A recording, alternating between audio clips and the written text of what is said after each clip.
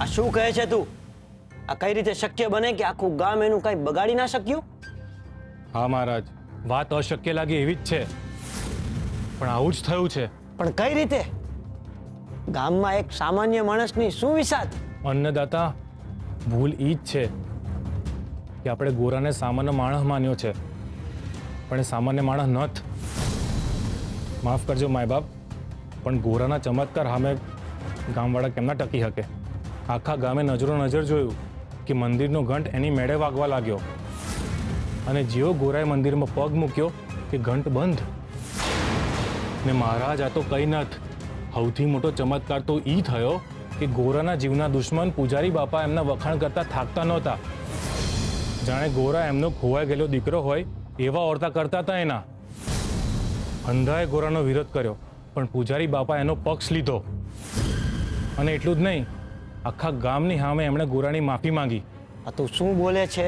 મારા માનવામાં નથી આવતું કાંઈ.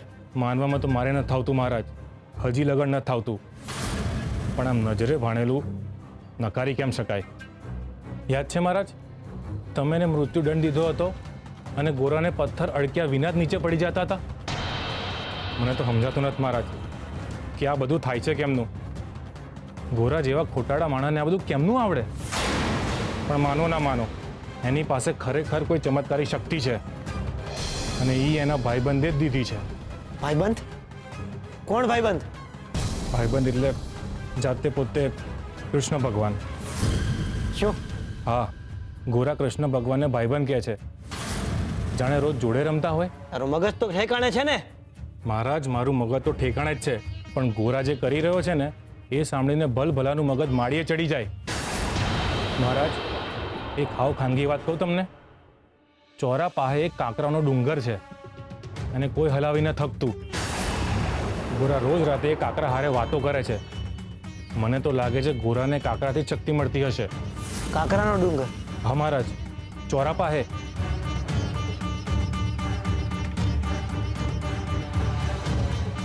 આ કઈ રીતની ભક્તિ છે? કાંકરાને કોણ પૂજે? નક્કી ગોરા કોઈ મેલી વિદ્યા કરે છે. કાળો જાદુ કરીને લોકોને ભ્રમિત કરે છે. ના મહારાજ, ગામમાં બધા કહે છે કે ગોરાની ભક્તિ નિષ્પાપ અને એકદમ શુદ્ધ છે. ને એટલે જ મહારાજ, ગામના લોકો હવે ગોરાના ચરિત્ર પર શંકા કરવા તૈયાર જ નથી. બધાને એવું કહેવું છે કે ગોરા જીવ આપી દે, પણ એના ભાવને ભૂલમાં ન ભળવા દે. એનું ચરિત્ર અજવાળા જેટલું સાફ છે. અંધાઈ ગામવાળાનું આવું જ માનવું છે મહારાજ.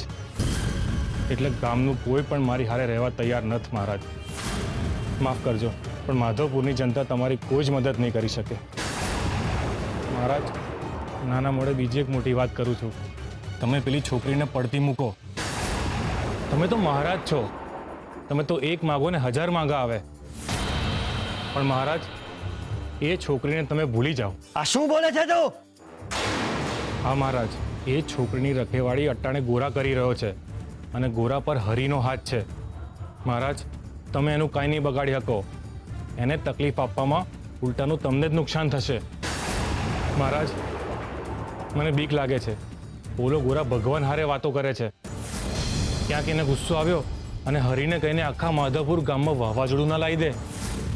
કાંઈ પણ કરી શકે છે મહારાજ.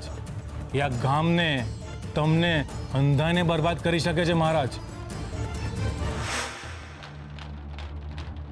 શિવરાજ, હા તમે શું કર્યું?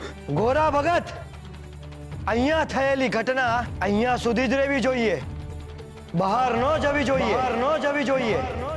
જો આ વાત બહાર નીકળી તો તારો જીવ બહાર નીકળી જશે. તમે પાપ કર્યું છે યુવરાજ. શું થયું મહારાજ? તમે પણ ડરી ગયા ને? ચૂપ થઈ જા ડરપોક. શક્તિસિંહ નામ છે મારું. શક્તિ અને સિંહ બંને. હું ડરું નહીં, ડરાવું.